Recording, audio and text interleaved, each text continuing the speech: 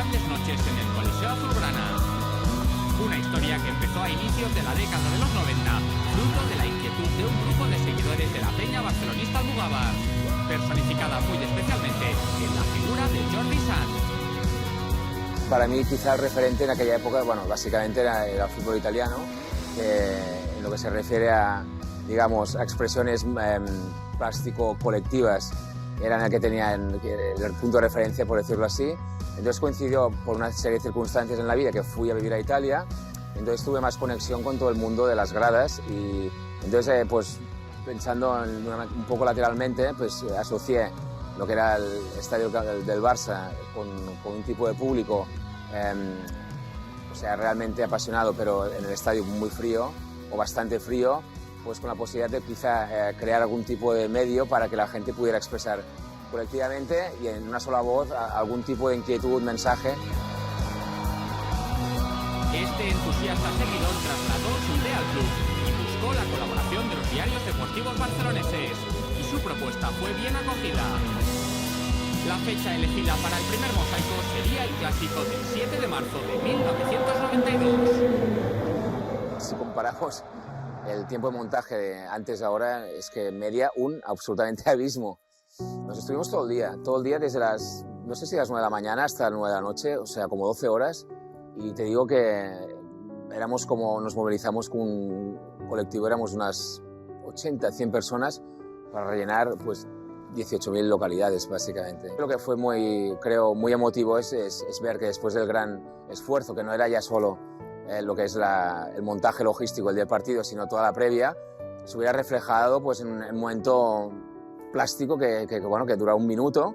con el himno del Barça y viendo como, bueno, pues sí, fue una cosa muy, muy, muy especial. Lo recuerdo como algo muy especial y yo creo que toda la gente del Barça.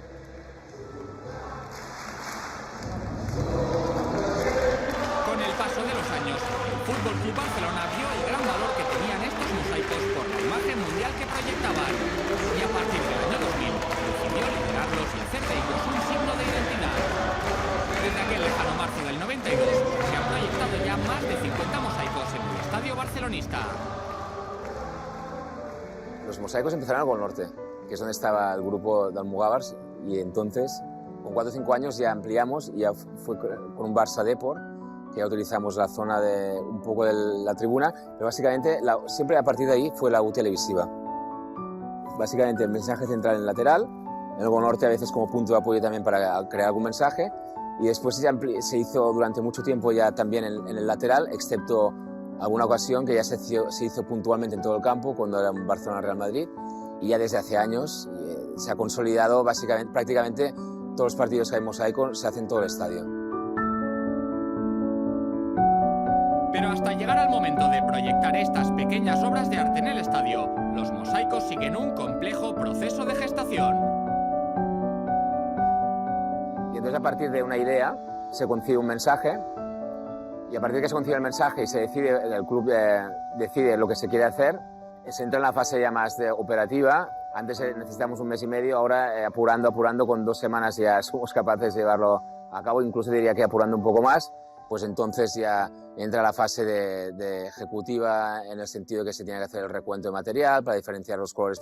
según sectores y zonas del estadio, se hace el pedido y el pedido, claro, se tiene que pasar por imprenta y se tiene que confirmar bien las cantidades de cartulinas, que se tiene que también validar que los colores encajen, se tiene que ir comprobando todo esto y después se va empaquetando para que se pueda repartir bien. De todos los mosaicos que se han llevado a cabo en el estadio, el precursor de todo este fenómeno recuerda especialmente a algunos. Lo asocio un poco a la complejidad, pero siempre y cuando tenga un impacto visual importante. Te diría, por ejemplo, el del Barça-Fiorentina en el año 96, en las semifinales de la Recopa, que era el perfil del mapa de Europa con lo que era la parte del continente, pues con los colores del Barça, azulgrana. Después recuerdo también, se han hecho en un par de ocasiones el escudo del Barça en medio del lateral, que tiene una complejidad no bestia, sino absolutamente abismal, y por el escudo del Barça en el centro del estadio. También recuerdo contra el Inter, hace como 8 años, también en unas semifinales, que hicimos el relieve de un seguidor del Barça con una bufanda y con el escrito Barça en medio, y esos serían de los más, quizá más emocionantes. Casi 25 años después del primer mosaico,